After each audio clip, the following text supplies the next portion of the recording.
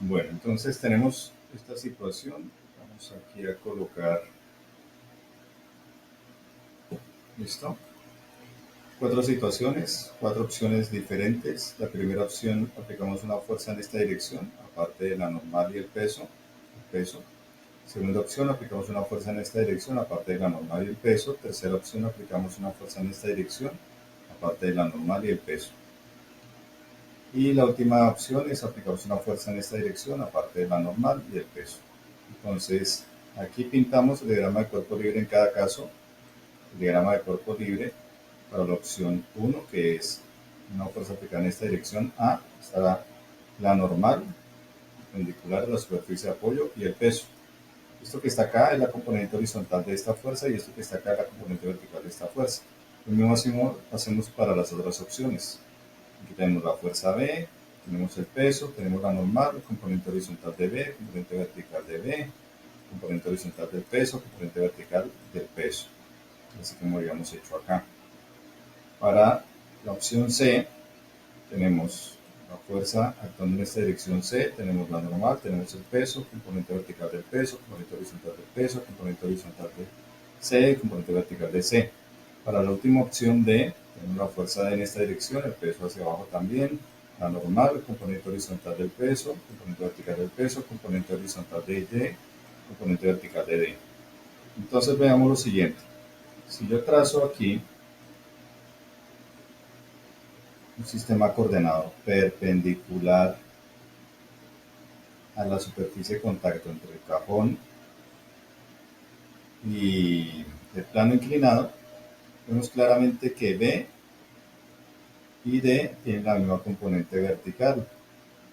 Pues si yo proyecto B acá, queda esto, y si proyecto D acá, queda esto, y como esta magnitud de B es igual a esta magnitud de D, pues ambos tienen la misma componente vertical porque la desviación angular es la misma. Este ángulo es igual a este ángulo que está acá, porque son ángulos opuestos por el vértice. Por ende, la componente vertical de B es igual a la componente vertical de D.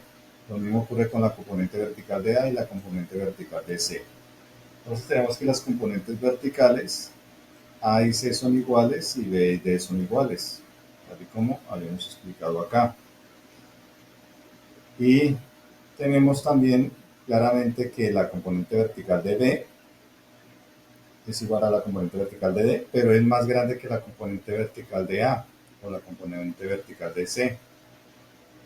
Entonces, si miramos el diagrama de cuerpo libre en el eje Y, porque en el eje Y, en todos los cuatro casos, el cuerpo está equilibrado, ya que el cuerpo no se hunde en la superficie ni sale despedido de la misma, significa entonces que el cuerpo está en equilibrio en Y, siempre. Y si el cuerpo está en equilibrio en Y, entonces tenemos que la sumatoria de fuerzas en Y es cero.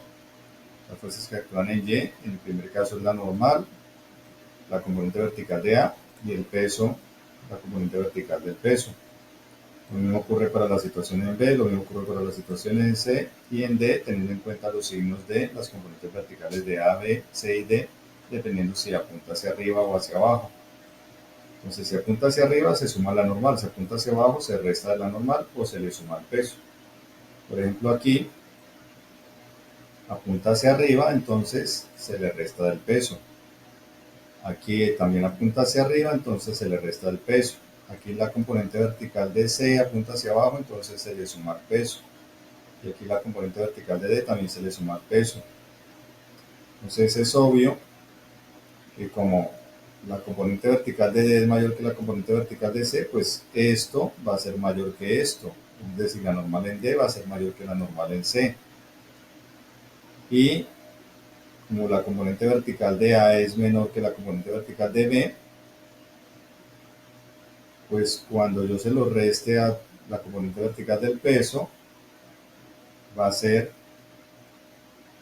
mayor que cuando le reste esto a la componente vertical del peso.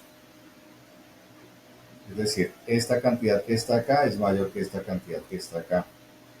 Otra forma de verlo es la siguiente. Por ejemplo, para B, donde aplicamos una fuerza en esta dirección, la componente vertical va acá. Al estar aplicando una fuerza en esta dirección y a ver solamente el peso, pues se va a aliviar un poco la reacción que tiene que aplicar la superficie de apoyo sobre el cuerpo. Por ende, la normal aquí va a ser menor. La siguiente sería la normal en el caso A, porque también hay una fuerza que trata de despegarlo del plano. Entonces, la normal más pequeña sería en el caso B y luego le seguiría la de A. Todo bien en estos dos casos. En este caso hay una fuerza que trata de enterrarlo, pero en este caso la fuerza que trata de enterrarlo tiene una componente vertical todavía mayor. Por ende, la normal va a ser más grande en este caso y más pequeña en este caso. En ese orden de ideas, entonces la normal mayor va a ser esta, para esta, luego le va a seguir esta, luego le va a seguir esta, y la normal más pequeña va a ser en este caso. Eso es lo que se explica acá y acá.